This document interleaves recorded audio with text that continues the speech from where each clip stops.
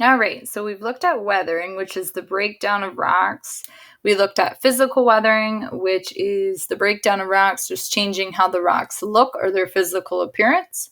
And then we just looked at chemical weathering, which is the breakdown of rocks and changing what they're made up of. So creating that rust or the salt, changing the composition of rocks. Now we're going to look at erosion. So after rocks are broken down through weathering, those pieces of rock or those sediments eventually get moved. And this process of when the sediments are moved somewhere is called erosion.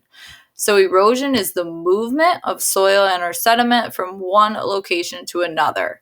So erosion causes rocks to kind of wear away because of movement. So rocks, especially in water, can get rounded as they travel down like a river or in the bottom of a lake when they're moving around, but they don't necessarily break down into a bunch of pieces like in weathering. So erosion is that movement. So once the pieces are broken down through weathering, they then get moved through erosion.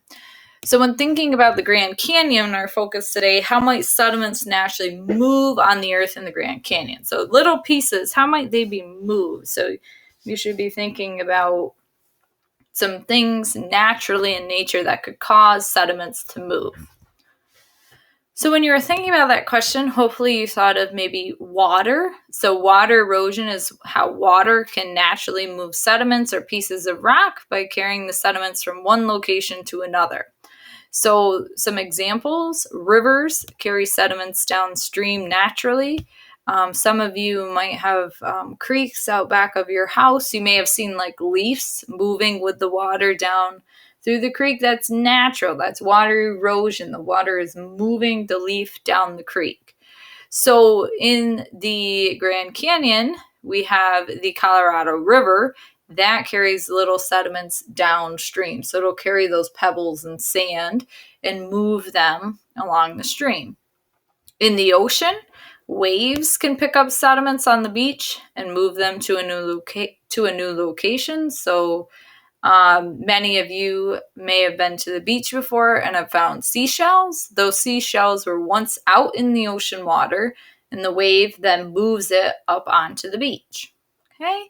And another type of water erosion is rain. So rain can fall to the surface and then move as runoff. So many of you may have seen water moving like down your driveway or down the road.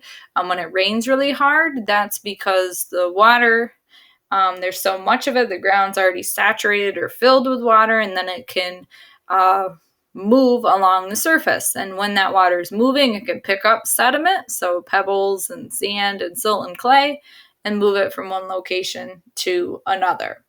So when thinking about rain, when we get a lot of rain, the ground becomes saturated. So that's like when you have a sponge and the sponge is already full of water, it can't soak up anymore. If you poured water on the sponge, it's going to run off the sponge. So rain falling to the earth's surface when the ground is already right full of water can move, carrying sediments with it or causing that erosion to happen. So when looking at the Grand Canyon,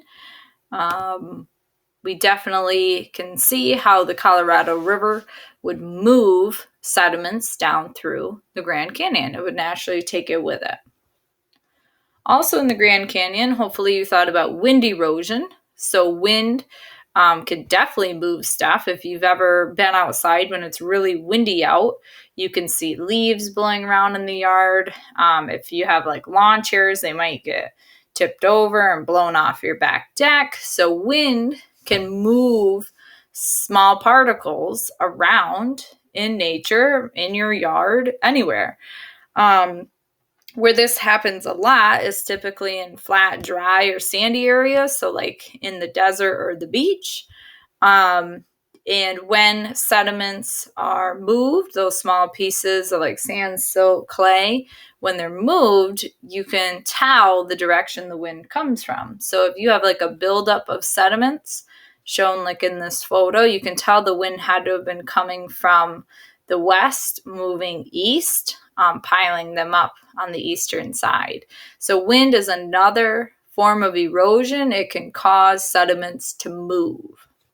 So looking at the Grand Canyon, we can see here in this area, there's a bunch of kind of little steps, they're called, of rock. And you can tell the wind had to have been moving in this direction, causing the sand and silt and clay to move in this direction and pile up. So erosion is that movement of sediments. Around the world in other places where it's much colder, we have ice erosion. So glaciers, like big giant pieces of ice, like up in Antarctica, they can move down mountains. They move, especially when they start to melt. And as they move, they can pick up stuff. They can move boulders and pebbles and other particles and carry these particles from a high elevation, like the top of a mountain, down to a low elevation or the bottom. So the ice can cause those sediments to move or erode. Lastly, we have gravity. Gravity is a force that attracts objects, keeps them down on the surface. Gravity is a driving force of erosion because gravity causes water to flow down rivers, right? Water doesn't naturally go up a mountain, it goes down.